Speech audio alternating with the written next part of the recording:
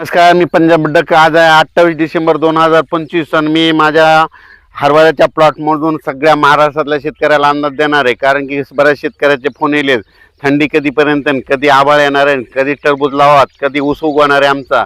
तर राज्यातल्या सर्व शेतकऱ्याला पुन्हा आणखीन एक सांगू इच्छितो. आणखीन काही शेतकऱ्याचे असे फोन आले की 2026ला दुष्काळ पडणार आहे का, त्याचा देखील मी आता ह्या अंदाजामध्ये खुलासा करणार आहे.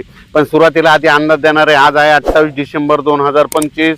आणखीन जवळपास 3 जानेवारीपर्यंत, म्हणजे 3 जानेवारी 2026 नवीन वर्षामध्ये 3 जानेवारीपर्यंत राज्यात थंडी राहणार आहे.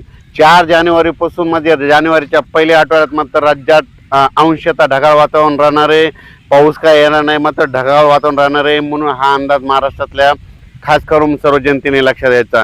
सांगायचं झालं तर पूर्व विदर्भ, पश्चिम विदर्भ, दक्षिण महाराष्ट्र, उत्तर महाराष्ट्र, कोकणपट्टी, खानदेश सगळीकडे चांगलं ढगाळ वातावरण राहणार आहे. त्याच्यामुळं हरभरा पिकाला फुलं लागतात, ज्यांना टरबूज उगवण्यासाठी फायदा आहे, ऊस उगवण्यासाठी खूप देखील फायदा आहे.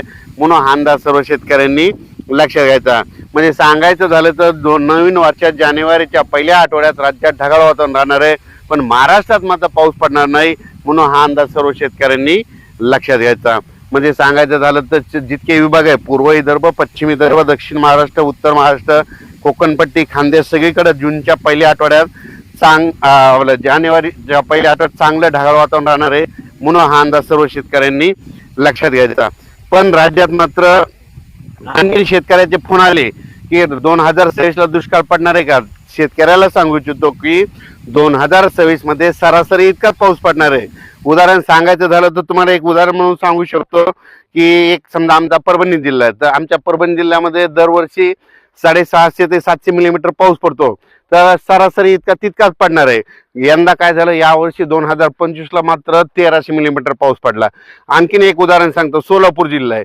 दरवर्षी सोलापूर जिल्ह्यामध्ये 350 ते 450 मिलीमीटर पाऊस पडतो, पण यावर्षी 800-900 मिलीमीटर पाऊस पडला. म्हणजे सांगायचं झालं तर म्हणजे जसा 25ला पडला ना, तितका 26ला पडणार नाही, फक्त सरासरी इतका पाऊस पडणार आहे. म्हणून हा अंदाज लक्ष घ्यायचा.